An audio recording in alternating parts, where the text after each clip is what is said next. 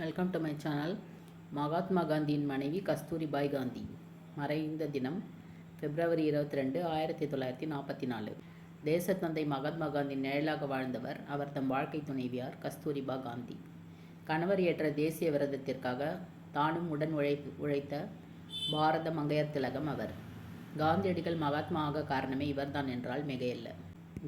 Gujarat district போர்பந்தரில் வணிக குடும்பத்தில் கோகுல்தாஸ் கபாடியாவின் மகளாக 11/4/1869 பிறந்தார் கஸ்தூரிபா.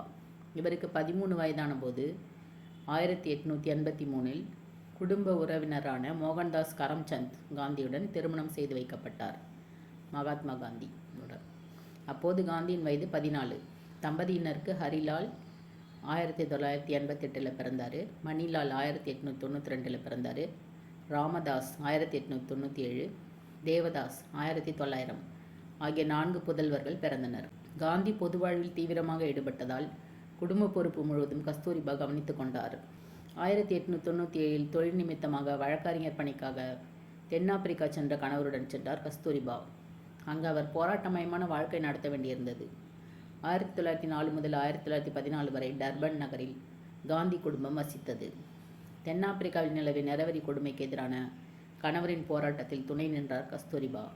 இந்திய வம்சாவளி தொழிலாளர்கள் மீதான கொடிய சட்டங்களை கண்டித்து காந்திஜி நடத்திய அறப்போராட்டங்களில் கஸ்தூரிபா காந்தியும் பங்கேற்றார். 1913 நடந்த அறப்போராட்டத்தில் கலந்து கொண்ட கஸ்தூரிபா கைது செய்யப்பட்டு 3 மாத கடுங்காவல் தண்டனை விதிக்கப்பட்டார். காந்திஜி கைதான நேரங்களில் அறப்போராட்டங்களை தலைமை தாங்கி நடத்திய பெருமையும் இவருக்குண்டு. 1915 பாரதம் திரும்பியது மகாத்மா காந்தி குடும்பம். அதன் பிறகு இந்திய விடுதலை போரில் களமிறங்கினார் காந்தி. அவருக்கு உற்ற துணையாக கஸ்தூரிபா காந்தி விளங்கினார். சிறு வயதிலே ஏற்பட்ட நுரையீரல் நோயால் பாதிக்கப்பட்ட அவர் வாழ்நாள் முழுவதும் அதனால் சிரமப்பட்டார். ஆயினும் கணவருடன் எளிய வாழ்வு வாழ்ந்தார். சபர்மதி ஆசிரமத்தின் சூழல் அவருக்கு ஒத்துக்கொள்ளாத போதும் கணவரின் பாதையே தனது பாதை என ஒரு இந்திய குடும்ப தலைவியாகவே அவர் வாழ்ந்தார். அங்கு ராட்டை நூற்றல் உள்ளிட்ட காந்திய பணியில் ஈடுபட்டு மற்றவர்களுக்கு முன்மாதிரியாக விளங்கினார். வெள்ளையனே வெளியேறு போராட்டத்தின் போது 1942 கைது செய்யப்பட்ட மகாத்மா காந்தியுடன் கஸ்தூரிபாய் காந்தியும் கைதானார். இருவரும் பூனாவில் ஆகா கான் மாளிகையில் சிறை வைக்கப்பட்டனர். அங்கு நோயால் இதே நாளில்தான் மரணம் அடைந்தார் கஸ்தூரிபா காந்தி 22/2/1944. தனது மனைவி குறித்த தகவல்களை உருக்கமாக தனது சத்திய சோதனை நூலில் குறிப்பிட்டுள்ளார் மகாத்மா காந்தி. காந்தியின் சினத்தையும் அடக்குமுறையும் பொறுமையுடன் ஏற்று குடும்பத்தை காத்த கஸ்தூரிபா காந்தி குறித்து அவர் எழுதியுள்ளதை படிக்கும் எவரது கண்ணிலும் கண்ணீர் துளிர்க்கும். கஸ்தூரிபா காந்திக்கென்று தனித்த வாழ்க்கை ஏதுமில்லை. மகாத்மா காந்தியின் வாழ்க்கையே கஸ்தூரிபா காந்தியின் வாழ்க்கை.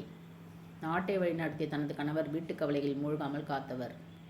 கணவரின் பாதை கல்லும் முள்ளும் நிரம்பியது என்று தெரிந்து அதனை மலர்பாதையாக ஏற்றவர். காந்தியின் நிழலாக வாழ்ந்தவர் கஸ்தூரிபா. ஒரு இந்திய குடும்ப தலைவி எப்படி இருப்பாரோ அப்படியே அவர் வாழ்ந்தார். கணவரின் புகழில் என்றும் அவர் குளிர் காய்ந்ததில்லை. ஆனால் கணவருக்காக அவர் பல துயரங்களை ஏற்றிருக்கிறார். இந்தியாவின் பெண்மைக்கு உதாரணம் சீதை என்று சுவாமி விவேகானந்தர் கூறுவார். அந்த பட்டியலில் கஸ்தூரிபா காந்தியையும் கண்டிப்பாக சேர்க்கலாம்.